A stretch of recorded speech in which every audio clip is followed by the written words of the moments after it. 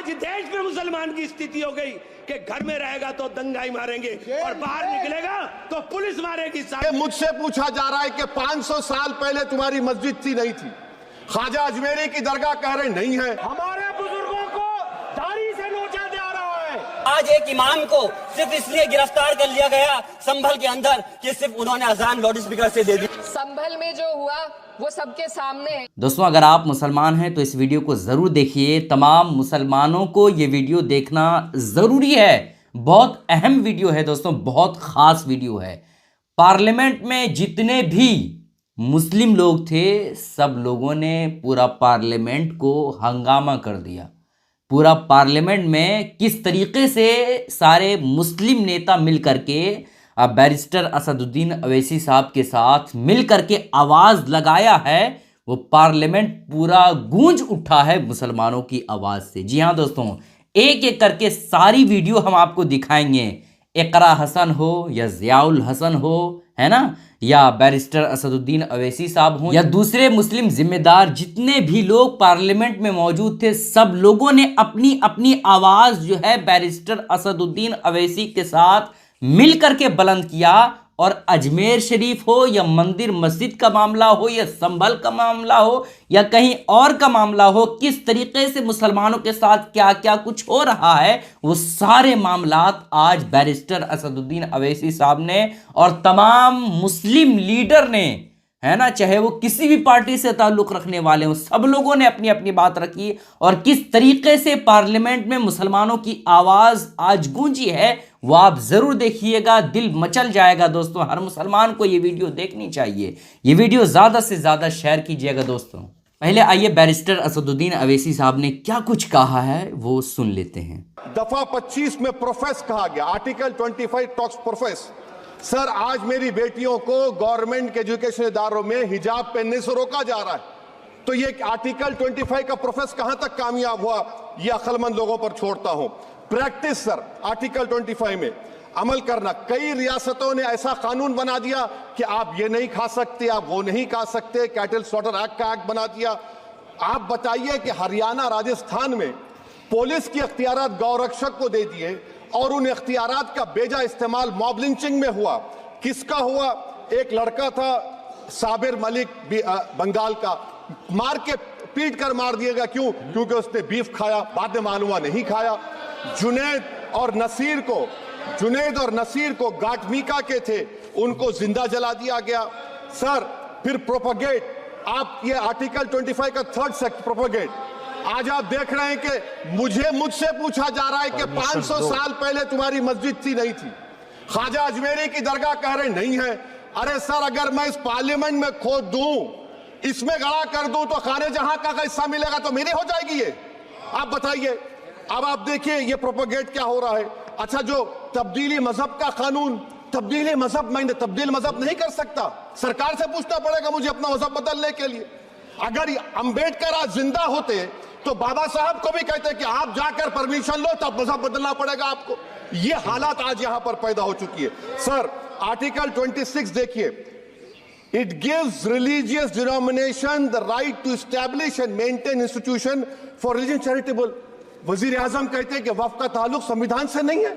अरे कौन पढ़ा रहा है वजीर आजम को? आर्टिकल 26 पढ़ा लीजिए। आर्टिकल 26 की बात कही गई।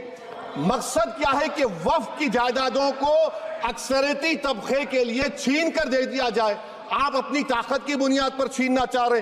सर, दफा 29 पे आ जाइए, आर्टिकल 29। लैंग्वेज का, जबान का तहफ़्फ़ुज़ है। उर्दू को खत्म कर दिया गया। वो उर्दू जिसके हमारे मुजाहिदीन आज़ादी ने नारा दिया था, इनकलाब जिंदाबाद का, उस जबान को आप खत्म कर रहे हैं। कल्चर, आप कल्चर की बात इनसे पूछ लीजिए, वो बोलेंगे नहीं, हमारा जो कल्चरल नेशनलिज्म है वो कल्चरल नेशनलिज्म नहीं है बीजेपी का, वो कल्चरल नेशनलिज्म आलाजाद का हिंदुत्व का नेशनलिज्म है, जो भारत के इंडियन नेशनलिज्म से बिल्कुल मुख्तलिफ है। सर, अब आप आ जाइए। सर, आर्टिकल 30 पे आ जाइए। सर, आर्टिकल 30 पे आ जाइए। सर, आर्टिकल 30 में माइनॉरिटीज को राइट दिया गया। This house has passed a law in 1981 to give minorities AMU. This government went to the Supreme Court and said, no, we'll oppose minority status. this house voice was suppressed in the Supreme Court, sir. That is why I say that the executive has argued contrary to Parliament. Barrister Asaduddin Owaisi साहब ने मंदिर हो या मस्जिद हो, है ना, मज़ार हो, खानकाह हो, संभल हो, अजमेर हो, इन सारे मामलात पर बहस किया और साथ ही साथ किस तरीके से गाय के नाम पर, गोश्त के नाम पर मुसलमानों को निशाना बनाया जा रहा, इस पर भी बैरिस्टर असदुद्दीन अवैसी साहब ने बात किया। सिर्फ 5 मिनट असदुद्दीन अवैसी साहब को बोलने के लिए दिया जाता है, लेकिन उसमें भी जितने भी पार्लियामेंट में इनके दुश्मन हैं सबका कलेजा बिल्कुल फटने लगता है, बिल्कुल कलेजा छल्ली छल्ली हो जाता है कि आज बैरिस्टर असदुद्दीन अवैसी साहब क्या बोल देंगे, जिसकी वजह से सबकी ज़बान बिल्कुल जो है वो लोग चिल्लाने लगते हैं, उनका कलेजा दहलने लगता है कि बैरिस्टर असदुद्दीन अवैसी साहब क्या से क्या बोल रहे हैं, है ना। तो ये जलवा है हमारे असदुद्दीन अवैसी साहब का। अब आइए ज़ियाउर रहमान में किस तरीके से संभल में हुए मामलात को उठाए हैं और किस तरीके से वहां के लोगों पर जो जुल्म हुआ है उसके बारे में इन्होंने बयान किया है। गया मैं पूछना चाहता हूं माननीय सभापति जी, मैं सांसद हूं, मैं अपने मुकदमे का मैंने कहा था मुझे डर नहीं है, मेरे खिलाफ मुकदमा लिखा गया, मैं वहां मौजूद नहीं था और ये मुकदमा जो हमारे चाहे विपक्ष के सांसद हो या सत्ता पक्ष के सांसद हो, आप याद रखिए जनता की आवाज हो, जनता के बीच में जाकर के आपके जवाबदेही बनती है और मैंने अपनी जनता की आवाज को उठाने का काम किया तो क्या गलत किया था। माननीय सभापति जी, सिर्फ इस बुनियाद पे मुकदमा लीजिए गया। आज मैं आपको बताना पॉइंट पे बोल रहा हूँ, संविधान पर ही बोल रहा हूँ माननीय सभापति जी। आज मैं चाहता हूँ उन लोगों को इंसाफ मिलना चाहिए जो इसके जिन्होंने ज्यादती की है उनको सजा मिलनी चाहिए। और आज एक इमाम को सिर्फ इसलिए गिरफ्तार कर लिया गया संभल के अंदर कि सिर्फ उन्होंने अजान लाउड स्पीकर से दे दी थी। अफसोस है कि आज हमारे साथ ऐसी ज्यादती हो रही है। माननीय अध्यक्ष जी, हमारे संविधान किसानों को मजबूती की बात करता है जो इस देश की रीढ़ की हड्डी है। 130 किसान जो 10 दिन से ज्यादा समय से जेल में बंद हैं, आप किसानों को हक नहीं दे पा रहे तो किसको हक देने का काम करोगे। मैं अफसोस करता हूँ आज पूरे प्रदेश और मुल्क के अंदर जिस तरह से हमारे लोगों की हिफाजत नहीं की जा रही, एक मॉब लिंचिंग सिर्फ धर्म के नाम पर, अगर कोई मुस्लिम है, ओबीसी है या पिछड़ा समाज का, एससी समाज का है तो नाम पूछ करके उसकी हत्या कर दी जाती है। बुलडोजर चलाए जा रहे हैं। हेट स्पीच, अगर कोई हम कुछ बोलते हैं तो हेट स्पीच करके मुकदमा दर्ज कर देते हैं और जो हमारे धार्मिक आका हमारे सल्लल्लाहु अलैहि वसल्लम की शान में गुस्ताखी करता है उनके खिलाफ कोई कार्रवाई नहीं। मेरे पास समय कम है इसलिए तेजी के साथ में मुझे बोलना पड़ रहा है। माननीय सभापति महोदय जी, ये सवाल बंटवारे का नहीं बल्कि हम वतनों के लिए जिनका जमीर मर गया है उनके जमीर को जिंदा करने के लिए है। हम चाहते हैं इस देश की आजादी, हमारी देश की सभापति जी, बस मैं अपनी बात खत्म कर रहा हूं, 1 मिनट। हमारी देश की आजादी के लिए मैं ये कोई बंटवारे की बात नहीं कर रहा, लेकिन हमारे मुस्लिम और हिंदू समाज सब लोगों ने मिलकर के इस देश को आजाद कराने का काम किया था। आज उनके साथ ज्यादती क्यों की जा रही है? ये जिनके बयान को आपने सुना, इनका नाम ज़ियाउर रहमान है। ये किस तरीके से अपनी बात रखें वो आपने सुना। आगे आइए आपको इकरा हसन ने क्या कुछ कहा है इस मामले में। उन्होंने भी बेबाकी के साथ बिल्कुल अपनी बात रखी है और बहुत ही जोरदार उन्होंने भाषण दिया है। हालात इस कदर बिगड़ चुके हैं कि hate speech, mob lynching, bulldozer द्वारा घरों को गिराने की घटनाएं आम हो गई हैं, खास तौर पर उत्तर प्रदेश में, जहां ऐसा लगता है जैसे कानून के नाम पर जंगल राज चल रहा हो। संभल में जो हुआ वो सबके सामने है। पुलिस के संरक्षण में निर्दोष लोगों की हत्या की गई और सरकार ने चुप्पी साध ली। अल्पसंख्यकों पर हिंसा बढ़ती जा रही है, मगर सत्ता में बैठे लोग या तो आंखें मूंदे हुए हैं या फिर इन घटनाओं को बढ़ावा दे रहे हैं। हद तो तब हो जाती है जब न्यायपालिका की बात भी अनसुनी कर दी जाती है। सुप्रीम कोर्ट ने मॉब लिंचिंग पर 11 सूत्रीय निर्देश जारी किए थे। इसमें साफ कहा गया था कि राज्य सरकारें और पुलिस इस तरह की घटनाओं को रोकने और दोषियों पर सख्त कार्रवाई करने के लिए जिम्मेदार हैं, लेकिन आज भी इन निर्देशों पर अमल नहीं हो रहा है। हाल ये है कि मॉब लिंचिंग को रोकने की बजाय सत्ता में बैठे लोग आग में घी डालने का काम कर रहे हैं। उनकी जुबान से ऐसी बातें निकलती हैं जो नफरत को और बढ़ावा देती है। ये अशांति अब इतनी गहराई तक फैल चुकी है कि हमारे समाज के धर्मनिरपेक्ष चरित्र पर गंभीर सवाल उठ रहे हैं। इकरा हसन ने किस तरीके से बेबाकी के साथ बुलडोज़र को लेकर के, किस तरह से मुसलमानों पर अत्याचार को लेकर के अपने बयान रखें, वाकई में काबिल तारीफ़ है। अब आइए एक और मुस्लिम MP हैं, उनकी भी बात सुन लेते हैं। उन्होंने भी बहुत ज़ोरदार बयान दिया है। वो जलाते रहे हमारे आशियाने, हम बनाते रहेंगे मोहब्बत के तराने। Thank you very much sir. मैं डॉक्टर जावेद, आपने नाम लिया, मैं हिंदुस्तान का एक प्राउड मुस्लिम हूँ और मुझे शुक्र है कि बाबा साहब अम्बेडकर ने और हमारे पूर्वजों ने एक बेहतरीन तोहफा दिया है और वो तोहफा है कॉन्स्टिट्यूशन ऑफ इंडिया, जिसके वजह से आज हम अपने आप को महसूस समझते हैं, महफूज समझते हैं। लेकिन जो ये मौजूदा सरकार पिछले 10 सालों से चल रही है, हमारे साथियों के साथ जो अन्याय हो रहा है वो बर्दाश्त के काबिल नहीं है।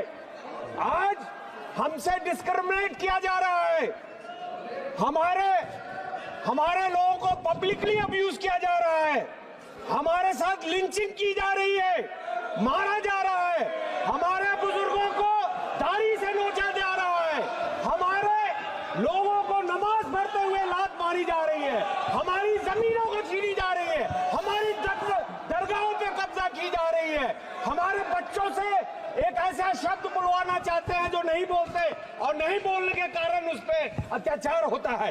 ये आज का हिंदुस्तान है इनके सामने, इनके चलाते हुए, जिसका हम विरोध करते हैं। और सर वही नहीं, पिछले कुछ दिनों में 686 हेड स्पीचेस हुए। आपको जान के ताजुब होगा सर। किसको लात मारा आप बताइए, तथ्य दीजिए, किसको कहा लात मारा, तथ्य दीजिए। हम देंगे सर। नमाज पढ़ते वक्त दुनिया ने देखा, ताजुब है आप छुप गए देखने के लिए। सर 686 हेट क्राइम्स हुए हैं पिछले वारदात, लेकिन उनमें से हेट मॉन्गर्स के खिलाफ कुछ भी नहीं किया इस मौजूदा सरकार ने। और किसके खिलाफ कर रहे हैं कार्रवाई? उनके खिलाफ जो विसल ब्लोअर हैं, उनके खिलाफ जो न्यूज देते हैं, सोशल मीडिया कहता है। मीडिया तो बिका हुआ, हम सब जानते हैं, इन्हीं के कंट्रोल में है। लेकिन और सर आप कंटिन्यू करो। वो जलाते रहे हमारे आशियाने, sir we are together in JPC। वो जलाते रहे हमारे आशियाने, हम बनाते रहेंगे मोहब्बत के तराने। हम लोग संविधान को बनाने वाले लोग हैं, हम संविधान को बनाने वाले, मानने वाले और संविधान को अपने सीने से लगाने वाले हैं।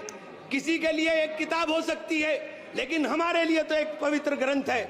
इसी ग्रंथ के माध्यम से हमें देश के अंदर बराबरी का अधिकार मिला। मान्यवर 2 मिनट।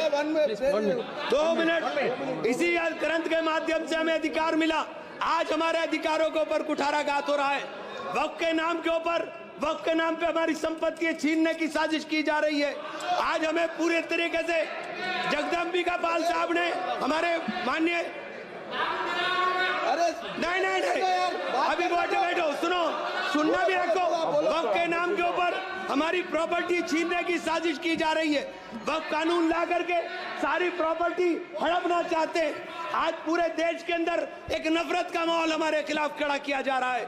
संभल की घटना हो या बहराइच की घटना हो, आज देश में मुसलमान की स्थिति हो गई कि घर में रहेगा तो दंगाई मारेंगे और बाहर निकलेगा तो पुलिस मारेगी। साथ मैं आपसे कहना चाहता हूँ, बस बहराइच में यही हुआ, संभल में यही हुआ। आज सीधे गोली मारी जाती है। हमारी जान की कीमत आज समझने को कोई तैयार नहीं। मैं आपसे कहना चाहता हूं मान्यवर कि आज जिस प्रकार से इन तमाम संवैधानिक संस्थाओं का दुरुपयोग हो रहा है, एक सबसे बड़ा उदाहरण मनोज परमार नाम का आदमी जो कारोबारी था, उसके बच्चों ने राहुल जी को उनकी यात्रा के अंदर भारत जोड़ो यात्रा में गुल्लक दी। उसके घर पर ईडी की रेड हुई, उसने सुसाइड किया, अपनी पत्नी के साथ सुसाइड किया और सुसाइड नोट में लिखा कि ईडी के अधिकारी ने उसके कंधे पर पैर रखकर कहा कि तुम भाजपा ज्वाइन कर लो। इन सारे मुस्लिम लीडरों का मैं तहे दिल से शुक्रगुजार हूं। इन तमाम मुस्लिम लीडरों को मैं सलाम पेश करता हूं जिन्होंने पार्लियामेंट में बेबाकी के साथ और बिल्कुल पुरजोर तरीके से आवाज़ उठाया और इस तरीके से आवाज़ उठाया कि दुश्मनाने इस्लाम के कलेजे बिल्कुल छल्ली छल्ली हो गए और पूरी दुनिया को पता चल गई कि किस तरीके से आज मुसलमानों के साथ क्या क्या हो रहा है और क्या कुछ हुकूमत जो है साजिशें रच रही है। इन तमाम भाषणों से हमें पार्लियामेंट के जरिए से पता चला। खैर दोस्तों, आप इस वीडियो को ज़्यादा से ज़्यादा शेयर करें ताकि सारे मुसलमान देख ले कि किस तरीके से पार्लियामेंट में मुसलमानों का बोलबाला है।